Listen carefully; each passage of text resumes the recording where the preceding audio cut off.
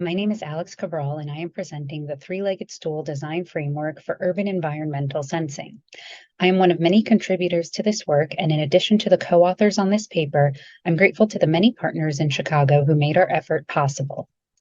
In recent years, low-cost sensors have allowed for the deployment of dense networks that promise hyperlocal, real-time information on pollution exposures. But what does it mean for such an effort to be successful? Based on our experience deploying over 100 devices across Chicago, we highlight two critical measures of success. First, the network needs to provide data that are credible, that achieve levels of accuracy and minimize missingness such that they can support valid insights. Second, the data need to be actionable. They need to provide insights that are relevant to local priorities and advocacy needs. In any major project in shared public spaces, there is no way to guarantee credibility or actionability. But to have the necessary foundation, three key stakeholders must be involved early. First, researchers are critical to ensuring that the data and monitoring design are credible. Second, city agencies provide authority for the deployment and hold key insight on how these data can inform decision making. Finally, a core tenet of environmental justice is that the communities most affected by the problem are meaningfully included. In this case, the inclusion of local residents is critical because they hold expertise and insights from lived experience that ensures projects target relevant issues, engage a broader set of residents, and produce locally actionable results. However, few of the existing frameworks for large-scale urban sensor deployments include all three stakeholders. Public-private partnerships generally include government and researchers, but commonly lack the buy-in of local residents. In crowdsourcing and participatory design approaches, researchers and communities collaborate but frequently exclude governments, even though government agents are key back-end users of the technology being designed. Our approach builds upon participatory design frameworks such as city commons and middle-out design. But we note two differentiating insights inherent in the metaphor of the three-legged stool. First, while the city commons framework could apply to many arrays of stakeholders, our choice of three legs emphasizes the importance of including three key groups given the shared nature of the public spaces in which urban environmental sensing projects are deployed. Second, in contrast with the hierarchical framing of middle-out design, we emphasize balance between the three legs as critical to mitigate known power hierarchies and challenges in urban research. In focusing on a deployment, we highlight two key problems directly relevant to the HCI community: the design of sensor networks to create credible measurements and the design of interfaces to make the resulting data informative and actionable. I'll start by focusing on network design. The first task for the community, city, and research leads was to collaborate in selecting the placement of sensors across the city. In this sense, the network design served as an important opportunity to solidify partnerships and understand key needs, providing a boundary object or a concrete representation enabling stakeholders to express differences in priorities such that others could understand despite differing technical language or worldviews. The team's initial meetings with city and community organizations highlighted two different priorities. The network design had to be adequately flexible to serve different research needs, but also needed to prioritize environmental justice by providing coverage in neighborhoods and for communities that have been historically underserved by environmental monitoring technologies.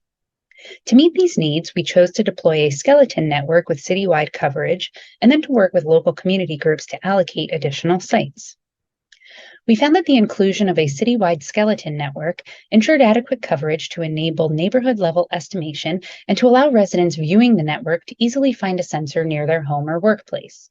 The inclusion of community-selected sites further led to improvements in coverage for racial and ethnic groups historically underserved by environmental monitoring. Black residents in particular lived further from federal regulatory and crowdsourced monitors, but were slightly closer to our sensors than the average Chicago resident. I will now discuss the data interfaces we created for our project. To understand the different stakeholders' needs, we interviewed participants from each group. All three groups were interested in health effects and emission sources, yet at different scales. For example, community members focused on effects at the community or family level, while city officials highlighted citywide exposures. These distinct views highlight differences in the relative scales of data needed, aligning with the two priorities we identified in designing our sensor network.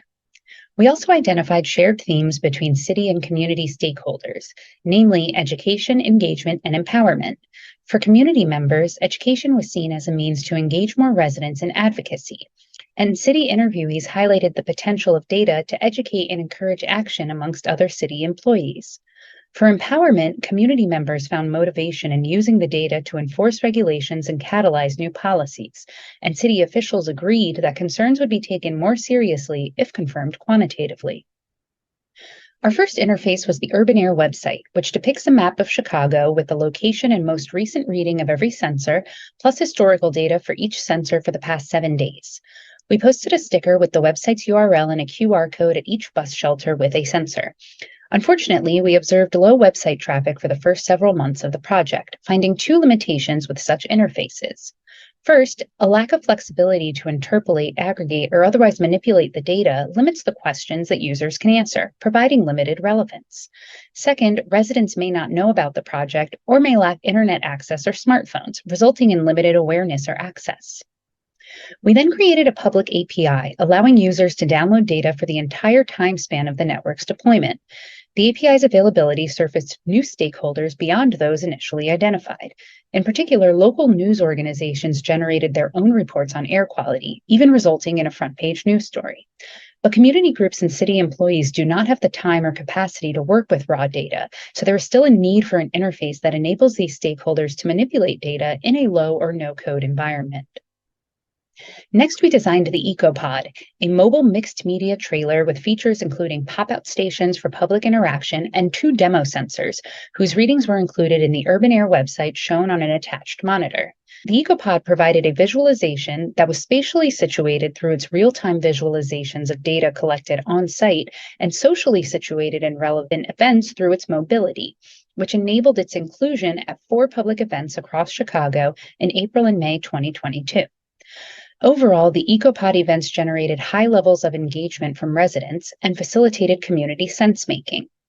Working through the website with groups of people from nearby neighborhoods enabled multi-directional feedback, educating the project team in the lived experiences residents had with air pollution and educating residents about the project.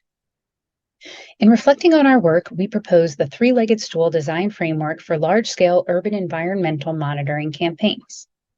In the 3-legged stool framework, the role of the HCI researcher is to maintain balance of the stool by facilitating knowledge sharing and mutual respect amongst different stakeholder groups.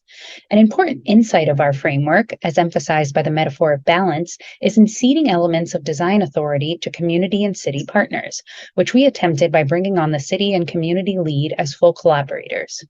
Most importantly, HCI researchers must recognize that we are not seeking to solve residents or governments as problems. Rather, we are seeking to support residents and governments in ways that build their capacity to address shared problems. Our work was often far from our idealized balance stool, and we concluded that tensions arose due to pacing, trust, and power. The stakeholders work at different paces and on different timelines, which affected how often the groups could meet and limited our ability to conduct extensive iterative co-design exercises. Many community members have an inherent mistrust of city agencies based on historical relations between residents and governments and longstanding histories of environmental racism. We also faced concerns about a lack of long-term commitment from the research team.